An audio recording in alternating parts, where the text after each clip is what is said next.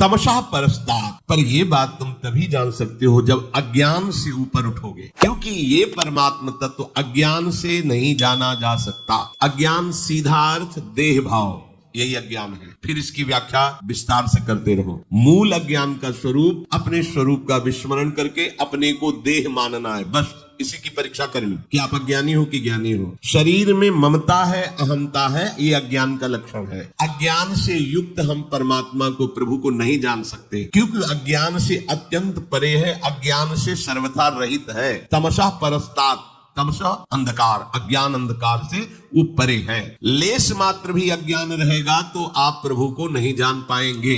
पूरा देहाभिमान, पूरी भोग वृत्तियां और ज्ञान विज्ञान का वर्णन प्रवचन कर सकते हैं, पर अनुभव नहीं हो सकता। जब तक देह भाव है तब तक ना शांत भाव है, न दास्य भाव है, न सख्य भाव है, न वात्सल्य भाव, न कांता भाव, न सहचरी भाव। वो देह भाव से विषयों का ही चिंतन करता रहेगा। देह भाव छूटा की फिर उसकी योग्यता उसके भाव के अनुसार हो जाती है। आदित्य वर्णम, जैसे सूर्य उदय होने पर अंधकार नहीं रह जाता, ऐसे ही भगवान का आश्रय लेते ही जब ज्ञान का प्रकाश होता है तो अज्ञान अंधकार नष्ट हो जाता है। आदित्य वर्णम, सूर्य की अब उपमा दे रहे, जैसे सूर्य प्रकाशित हो तो ही काम बने अंधकार नाश का। नहीं, जितनी भी प्रकाश की वस्तुएं सब कर दी जाए, बड़े बड़े पहाड़ों में आग लगा दी जाए, बड़े बड़े हाइलोजन लगा दिए जाए, जगह जगह मोमबत्ती दीपक जो भी आप कर पाओ, पर क्या अंधकार का नाश हो जाएगा? नहीं होगा। जहां ये प्रकाश की व्यवस्था नहीं होगी, बगल में ही अंधकार छाया रहे। और सूर्य उदय भी नहीं होता, उसके पहले ही अंधकार नष्ट हो जाता है। देखो, सूर्य उदय नहीं हुआ पर प्रकाश आने लगता है। हमें उस समय किसी लाइट की जरूरत नहीं होती। अभी देख लेना, सूर्य जैसे जैसे उदय होने का नजदीक समय आएगा, अंधकार नष्ट हो जाएगा। सूर्य उदय हुआ कि फिर अंधकार की खोज भी नहीं, घर की आंतरिक कोठरी में भी प्रकाश झलकने लगता है। ऐसे ही चाहे जितना साधन कर लो, वही हाइलोजन मोमबत्ती ये सब प्रकाश, अंधकार नहीं जाने वाला। एकमात्र सूर्य ही है जो अंधकार का नाश कर देता है। एकमात्र भगवान का आश्रय और उनका निरंतर सुमिरन ही तुम्हारे अज्ञान अंधकार को नष्ट करेगा। अन्य तपस्या आदि बड़े बड़े साधन वही है अंधकार नष्ट करने की यंत्र, लेकिन सूर्य नहीं है। सूर्य कौन है? आदित्य वर्णम, भगवान। भगवान का आश्रय, भगवत भजन, ये सूर्य की तरह प्रकाश। हृदय में कहीं भी अंधकार नहीं। अज्ञान तिमिरांधस्य ज्ञानांजन शलाकया चक्षुरुन्मीलितं मेन तस्मै श्री गुरुवे नमः। वो हमारे नेत्रों में ज्ञान का प्रकाश कर देते, अज्ञान अंधकार का नाश हो जाता है। इसलिए भगवान को कहा कि मन बुद्धि आदि को भी जहां से प्रकाश प्राप्त होता है, अज्ञान का सर्वथा जहां से नाश हो जाता है, वो हमारे प्रभु श्री हरि है। आदित्य वर्णम अनुस्मरेत अचिंत्य रूपम, बहुत समझने का विषय है। हमारे प्रभु का रूप कैसा? आप भाव करें तैसा, अचिंत्य रूपम। उनका क्या स्वरूप है? आप जैसा भाव करें। देखो प्रभु कैसे, बोले जैसी आपकी भावना वैसे ही आपको भगवत दर्शन हो। वैसे तो अचिंत्य स्वरूपम, तुम्हारे चिंतन में आने वाला तत्व नहीं है श्री हरि। जैसी भावना आपकी, आप जैसी भावना से सत्य का आरोप कर लेंगे वैसे अनुभव आने लगेगा। ये भगवान का खेल है। जैसी भावना करेंगे आप, पत्नी भावना से तो भगवान मेरा पत्नी बना हुआ है पक्का 100%, 99 नहीं। आप पुत्र, वही पुत्र बना हुआ है मेरा हरि ही, दूसरा नहीं, पक्का। जिस दिन तुम्हारे नेत्र खुलेंगे तो तुम देखोगे तो मैं भगवान में ही खेल रहा था, मैं भगवान में ही खेल रहा था, चूक गया। यदि आपने सत्य स्नेह कर लिया शरीर से, संबंधियों से, वही परमात्मा आपको भाषित हो रहा है। वैसे ही यदि अचिंत्य स्वरूपम, जो मन बुद्धि के अगोचर तत्व श्री हरि का रूप जो गुरु ने प्रदान किया है, अब आप उसका आगे के अनुस्मरे, तो वो तुम्हारे स्मरण में आ गया, बस जीत गए, सब जीत गए। वो ऐसा अणोअणियान महतो महियान वो अनुशासितारम वो कविम पुराणम, वो परमात्म तत्व तुम्हारे हृदय में आ जाएगा। हृदय में खास बात है अनुस्मरेत, अनुमान मतलब बार बार, स्मरण के बाद स्मरण। स्मरण मतलब तार नहीं टूटना चाहिए, तैल धारावत। वो सर्वज्ञ, वो अनादि, सबके शासक, परमाणुओं से भी अत्यंत सूक्ष्म, सबका धारण पोषण करने वाला दाता, अज्ञान से अत्यंत परे, सबको प्रकाशित करने वाला, चाहे उसे सगुण बोलो, निर्गुण बोलो, साकार बोलो, निराकार बोलो, वो सब का सब तुम्हारे हृदय में अपना वैभव प्रकाशित कर देगा। बस तुम्हें जरूरत है अनुस्मरेत। अनुस्मरेत स्मरण, परिस्मरण, परिस्मरण, तो बार बार स्मरण। यस्य स्मरण मात्रेण जन्म संसार बंधनात् विमुच्यते, जिसके स्मरण परिस्मरण करने का प्रभाव क्या होता है? विमुच्यते, जन्म के कर्म बंधन से, मरण भाव से मुक्त होकर चिदानंद स्वरूप में स्थित हो जाता है। खास बात यही है, स्मरेत अनुस्मरेत, बार बार स्मरण, बार बार प्रभु की याद। ये प्रभु अपना परिचय इसलिए दे रहे कि तुम जान लो कि तुम्हारे प्रभु कैसे हैं। ऐसे महान प्रभु के तुम दास होकर किसी व्यक्ति का आश्रय, किसी वस्तु का आश्रय, कहां फंसे हो, कहां हो तुम? राग द्वेष निंदा कहां हो तुम? अभी तो तुम देह भाव में, माया में विचर रहे हो, अभी साधक नहीं हो, अभी उपासक नहीं हो। साधक उपासक तो हर जगह अपनी प्रभु की महिमा को देख। अणो अणियान महतो मैया। पूज्य भाई जी से हनुमान प्रसाद पोद्दार जी ने अपनी वाणी में लिखा कि जहां से सुई के पीछे वाले छेद में धागा जाना मुश्किल होता है, हमारा श्री कृष्ण वहां से अनंत ब्रह्मांड पार कर देगा। अनंत ब्रह्मांड इतना सामर्थ्यशाली।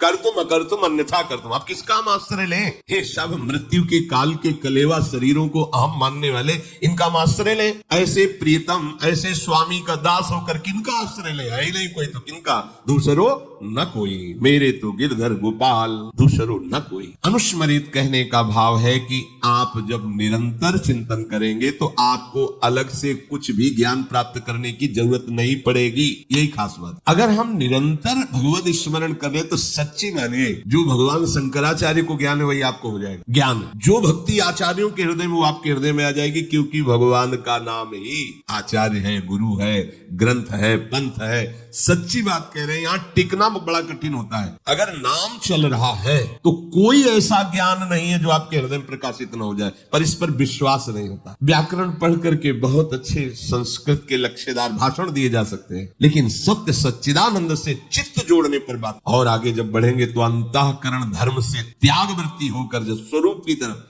कोई पढ़ाई लिखाई की वहां गुंजाइश ही नहीं। प्राय भटकना मिटता नहीं। बड़ा अच्छा लगता है जब अपने आगे लिखे व्याकरणाचार्य या शास्त्री या मध्यमा जब आगे लिखे तो बहुत अच्छा लगता है। जब आगे लिखने के लिए कुछ है ही नहीं है तो फिर एक ही अच्छा लगता है, प्रियालाल के सिवा कोई। और ये बात समझ में आ गई तो सब आचार्यों का, सब महापुरुषों का मत आपको प्राप्त हो गया है। ये बात समझना कठिन है। जिन्होंने कभी स्कूल नहीं देखा, पढ़ने नहीं गए, ओ राम राम राम राम या एक ओम द्वि ओम तीन ओम ब्रह्म बोध संपन्न, उनकी वाणी और वेदांत के सूत्र मिला लो जाके, उनकी बोली हुई बात वेदांत में होगी, शास्त्रों में होगी, ढूंढ लो। क्यों?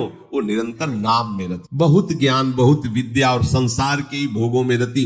क्या विद्या? विद्या पढ़ी कर तो फिरो औरन को अपमान। नारायण या विद्या नहीं, सब विद्या धूर समान। किस काम में आए? अनुस्मरित, एक भी क्षण व्यर्थ मत करो। सबका सार है भगवत स्मरण। श्यामा श्याम के चिंतन में डूबे हुए हैं। नाम चिंतन, मंत्र चिंतन, वाणी गायन, अंदर ही वाणी गायन चलता। तो बोले फिर क्या होगा? इसका परिणाम क्या होगा? तो प्रयाण काले मनसा चलेन भक्त्या युक्तो योग बलेन चैव भ्रूर्मध्ये प्राणमावेश्य सम्यक सतम परम पुरुषमुपैति दिव्यम।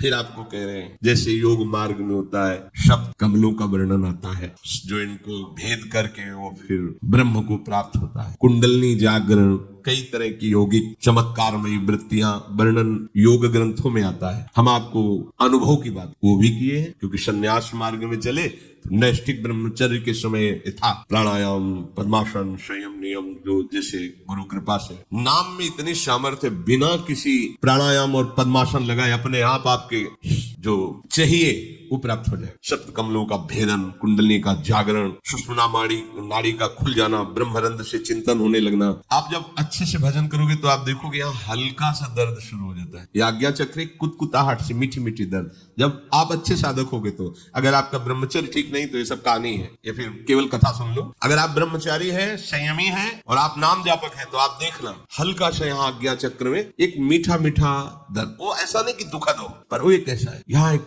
वो शब्द नहीं। जब यहाँ शुरू होगा तो आपकी दृष्टि जो है वो एकाग्र होने लगेगी, नासाग्र, बिना नासाग्र के वैसा भार पड़ता है आनंद का कि नेत्र अपने आप ऐसे अर्ध निमीलित नेत्र होने लगते हैं। और फिर मंत्र यही ऐसे जैसे प्रकाशित होता है बार बार बार बार, उसके आनंद का वाणी की सामर्थ्य नहीं, कोई यौगिक क्रिया नहीं, कोई पद्मासन नहीं, पैर फैला बैठे, सोफा में बैठे, कैसे नाम चल रहा ना, इतनी हीट पैदा हो रही, ऊर्जा शक्ति आध्यात्मिक, आज्ञा चक्र खुल रहा है अपने आप। ये जो शब्द चक्रों का भेदन है, बिना किसी प्रयास हम ये पूरे शरीर में कंप शुरू हो जाएगा। अगर आपको एकाग्रता पूर्वक नाम जप करे तो संभाल नहीं पाएंगे, मतलब एक एक नस नाड़ी कांपने लगे, जागृत हो रही कुंडली। नाटक करने की जरूरत नहीं, इसमें नाटक नहीं होता। जैसे आए थे कि भाई कुंडली जागृत हो, जैसे किसी को भूतावेश नहीं होता हो, ऐसे ये बहुत गंभीर मुद्रा होती है, और संभाल रहा है बस शांत एकदम भगवदाकार जागृत हो रही। कुंडलनी जागृत करने में यौगिक क्रिया में धोखा हो सकता है। अगर कुंडलनी का मुंह जरा सा नीचे हो गया, मान के विचारी हो जाएगा, भ्रष्ट हो जाएगा। नाम जप की अगर वाला शब्द नहीं है, सीधे जागृत। कौन सी सिद्धि है, कौन सा ऐसा परम लाभ जो नाम जप से नहीं प्राप्त? अच्छा, कुंडलनी जागरण का फल क्या होगा?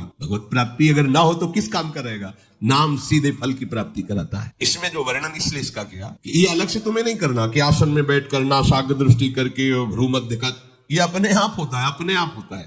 कई बार ऐसे ऐसे करके दबाने का होता है कि याद हो, बहुत समय तक हमने गुरुदेव भगवान के पास सर दर्द की बाम देखी है, ऐसे शाम के ऐसे ऐसे चिंतन से नस, इतना मजबूत थोड़ी नस नाड़ियां, निरंतर चिंतन के प्रभाव से 1 बजे रात्रि की जगह देखा गुरुदेव भगवान कब सोते हैं, कब यमुना जी से हमारे तो सुबह देखा थोड़ा लेटे, कभी प्राणायाम ये सब, कहीं वहां प्रश्न ही नहीं, हर समय सब जागृत हो जाएगा। सब जब आग लगेगी तो कुछ नहीं बचेगा, सब भस्म हो जाएगा। ये नामांग जो ही प्रकट होगी, सब काम क्रोध सब भस्म, सब यंत्र खुल जाएंगे, सब सिद्धियां आ जाएंगी। विश्वास करो, अलग अलग से एक एक ठीक करने की जरूरत नहीं, सब जागृत हो जाएंगे। भक्ति युक्त उपासक अंत समय में अचल मन से और योग बल के द्वारा भ्रकुटी के मध्य में प्राणों को अच्छी तरह से प्रविष्ट करके शरीर छोड़ता है, तो उसे परम दिव्य पुरुष की ही प्राप्ति होती है। योग बलेन, योग से अगर आपको लगता हो कि अष्टांग योग का भगवान इशारा कर रहे हैं, मान लीजिए आप, लेकिन हमारा इशारा अलग जा रहा है भगवान के ही वचन से। योग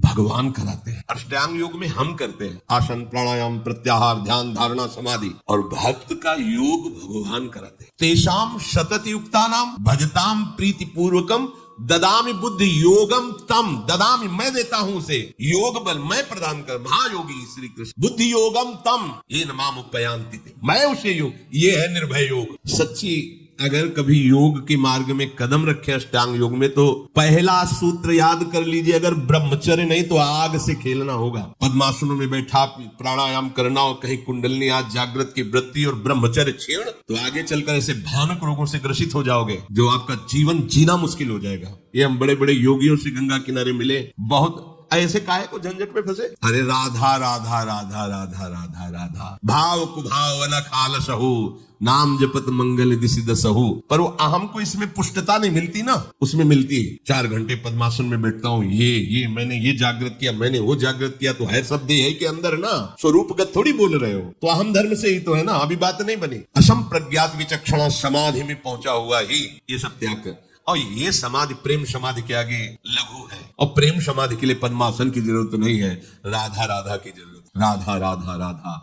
उद्धव समस्त योगों की ज्ञाता है, पर प्रेम योग को ज्ञान नहीं है। जब गोपी जनों से मिलते हैं तो कहते हैं तुम हमें योग सिखाने आए हो, भी तुम कुछ नहीं समझते कि योग किसको कहते हैं। जब गोपी गुरु बोली तो उद्धव शिष्य घुटने टेक दिए कि अभी तुम खुद नहीं समझे कि किसको योग कहते हैं, अभी योग क्या जानते हो, तुम श्री कृष्ण के समीप हो तो तुम अपने को योगी समझते हो। देख या रोम रोम में श्री कृष्ण समाया, वो दशा देखी कि लोट पड़े चरणों में। प्रेम योगी से बड़ा कोई योग नहीं होता, और ये प्रेम किसी साधन से नहीं मिलता, ये केवल नाम। प्रेम मूल यह नाम है, प्रेम का मूल क्या है, नाम है। प्रेमी रसिक जपत यह नाम, प्रेम मगन निज बन विश्राम, श्री हरिवंश जहाँ रहा है। प्रेम प्रवाह परै मन सोई, तब क्यों लोक वेद शुद्धि होई, जब हरिवंश कृपा करी, अब व्रत संयम तब कौन कराए।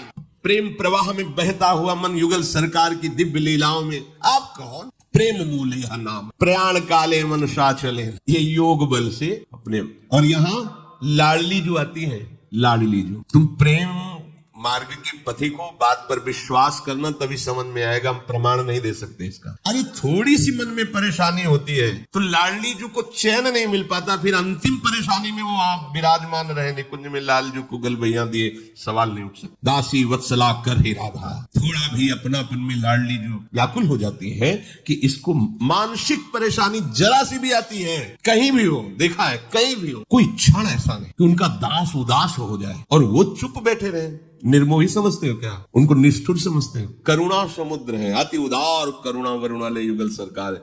फिर तुम्हारी अंतिम समय की स्थिति होगी, तुम्हें योग बल का प्रयोग करना पड़ेगा। तुम्हारा योग बल लाडली जो है वो मुस्कुराती है, चल मेरी सखी बनकर मेरी सेवा में रहे, मुझे भ्रकुटी मध्य में चिंतन करने की जरूरत नहीं है, मुझे राधा राधा राधा राधा गोरे चरणारविंद की ठसक और राधा राधा। पर एक ये भी सिद्धांत है, भक्ति युक्त हृदय वाला, भक्ति जानते हो कैसे कहते? प्रियता। भक्ति का सहज शब्द है प्रियता, और प्रियता में ही सेवा की पुष्टता होती है, जिससे प्यार होता है, प्रिय लगता है, उसी की सेवा में सुख मिलता है। भक्ति का तात्पर्य है अपने प्यारे को सुख पहुंचाने के लिए चेष्टा करना, मन वचन कर्म से। जब हमारी प्रियता प्रभु में होगी, वो कैसे तुम्हें बताएं, मतलब यहाँ आकर प्रियता शब्द में शब्द नहीं मिलता। कितना प्यार प्रभु करते हैं ये तुम जान जाओगे ना तो निहाल हो जाओगे। पर ये माया जानने नहीं देती, इसका काम है पर्दा करते रहना, पर्दे पे पर्दा डालता रहे, ऐसे डालते रहते कि अनुभव भी होता है, फिर भी पर्दा पड़ जाता है। लगता है प्रिया जो हम पर कृपा करती, तत्काल वो पर्दा डाल देती, नहीं कृपा होती तो ऐसा हो जाता। वो अपनी अनुकूलता को कृपा मानने लगता है, अपनी चाहत की पूर्ति को कृपा मानने लगता है। यही माया का कार्य है। जब हम जिससे प्रियता करते हैं उसका प्रभाव हमारे हृदय में आता है, ध्यान रखना। भक्ति का अर्थ है प्रियता, प्रियता का स्वभाव है जिससे हम प्यार करते हैं उसको सुखी देखना, उसको सुख पहुंचाना। इसमें एक शक्ति प्रकट होती है, जो हमारा प्रियतम है उसके मन को आकर्षित कर लेना, ये आंतरिक वृत्ति है। भक्ति का नाम है प्रियता, प्रियता का अर्थ है अपने प्यारे को सुखी देखना, सुख पहुंचाना। और इस सुख पहुंचाने की वृत्ति का फल है कि जिसको सुख पहुंचा रहे हैं उसके मन को अधीन कर लेना, मन को आकर्षण कर लेना। अब मन को आकर्षित किया तो आपका मन, उनका मन, उनका मन, आपका मन, दो मन नहीं रह गए। अब मनसा चले ना, अचल हो गया मन, अचल हो गया। हमारा मन प्यारी जू का मन हमारा मन बन जाएगा। तभी तो मन मन की रुचि जाने नहीं। प्यारी जू के मन में क्या चल रहा है हम अपने मन से जान सकते हैं क्या? नहीं, हमारे मन में प्यारी जू के मन आकर के विराज। अब हमारा मन नहीं है, हमारा मन प्रिया प्रीतम है। वाणी थी श्री हरिवंश सुप्राण सुमन हरिवंश गनिजय। हाँ, हरि राधा बा वृंदावन सा सहचरी, वृंदावन में सहचरियों के मध्य में विराजमान श्यामा श्याम मन गनिजय। मन बन गए हमारा, प्राण बन गए हमारा, बुद्धि बन गए। कैसे? बोले भक्ति से। भक्ति अर्थात प्रियता, प्रियता अर्थात तत्सुख सेवा भाव, उसका परिणाम आराध्य देव के मन को अधीन कर लेना, आराध्य देव के मन को अधीन कर लेना। अब ये प्रियता कभी मिटती नहीं है, कभी भी नहीं मिटती। सोते जागते उठते बैठते हर परिस्थिति में ये प्रियता हृदय का विषय है, स्वयं का विषय है। अंत काल के समय जब उपासक को पता चल जाता है, जो उस कोटि का होता है, बहिर्मुख को नहीं, कि हमारा समय आ गया, शरीर छूटे, उस जैसे सूचना नहीं होती कि आप तैयार हो जाइए, अब आपका ट्रांसफर है, सरकारी आदेश, भले न बतावे, वो किसी से न कहे पर उसे पता चल जाता है। जो सच्चा उपासक, भगवत मार्ग का पति, पूज्यपाद सिउड़िया बाबा कृष्णाश्रम, सुबह उठे, बाहर से निकले, उन्होंने कहा भाई आज यहाँ शमशान होगा। क्या बोल रहे हैं बाबा? देखो वो गीध दिखाई दे रहा है, आज यहाँ शमशान होगा। सिद्ध महापुरुषों की वाणी सबकी सब, पता नहीं बाबा किस भाव में बोल रहे हैं। आओ सब लोग बैठो, बैठाला। जिसका जन्म हुआ उसकी मृत्यु निश्चित है, इस श्लोक की व्याख्या। और आत्मा का न कभी जन्म हुआ न उसकी कभी मृत्यु, इसलिए आप सब निश्चिंत रहना, निर्भय रहना। क्या सूचना दे रहे हैं कि अब ये शरीर जाने वाला है। पर किसी को ऐसा लग ही नहीं रहा था कि मतलब बाबा अपने प्रति बोल रहे हैं। थोड़ी देर हुई, बुलाओ आनंद ब्रह्मचारी, सुनो वो प्रभुदत्त ब्रह्मचारी की भागवती कथा का सुनने का मन है, सुनाओ। सब लोग शांत भाव से सुनो कथा। लगाया पद्मासन, बैठ गए, शांत। इतने में क्या नाम था वो आया और कहा मुझे मोर पंख दीजिए। बाबा के शरण में रहता था, वही आश्रम में रहता था, और कह सकते हैं कि शिष्य ही था, तभी तो आश्रम में रह रहा था। बहुत बार उसकी शिकायत आई थी, तो जब कोई कहता बाबा इसको निकाल दो, तो बाबा कहते उसको क्यों निकाल दे, कमंडल उठाया, हम ही जा रहे हैं। तो फिर रोक लेते, किसी की हिम्मत नहीं पड़ती। संतों के हृदय को तुम सांसारिक दृष्टि से नहीं तोल सकते हो। मना किया है, तुम्हारी जो सेवा करो। जब वो गया और गड़ासा लाया, जिससे चारा काटा जाता है ना, वो गड़ासा हाथ वाला, और कंबल ओढ़ करके आया। किसी की ऐसी संभावना ही नहीं थी। आके 6 इंच गड़ासा घुस गया खोपड़ी में, ऐसे बाबा कैसे बड़े बल पूर्वक, ऐसे 4-5 बराबर लगातार, तो जैसे फव्वारे नहीं उठते, ऐसे खून के फव्वारे बाबा के, और ये गड़ासा लगा वो।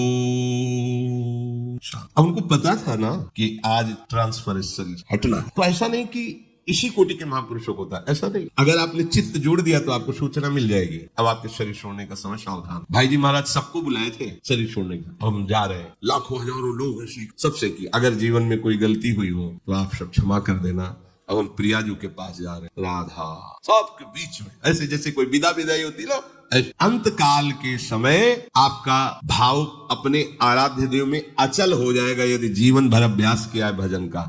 भजन कोई साधारण वस्तु है। कोई भजन करने वाले को नहीं बिगाड़ सकता। यहाँ प्रभु वर्णन करते हैं कि जिसने पहले प्राणायाम किया है वो प्राणों का संयमन कर सकता। कई बार हमने कहा आपको प्राणायाम से प्राणों का संयमन करने की जरूरत नहीं, नाम में ध्यान दीजिए। देखो जब तक हमारे प्राण स्थूल होते हैं तो नाम में मन नहीं लगता। तीनों का एक योग है, प्राण, मन और वीर्य, तीनों का एक योग है। आपका वीर्य ठीक नहीं तो मन चंचल रहेगा, प्राण स्थूल रहेंगे। आपका मन ठीक नहीं तो आपका वीर्य स्खलित होता रहेगा, प्राण स्थूल रहेंगे। आपके प्राण स्थूल रहेंगे तो आपका वीर्य स्खलित होगा, मन चंचल रहेगा।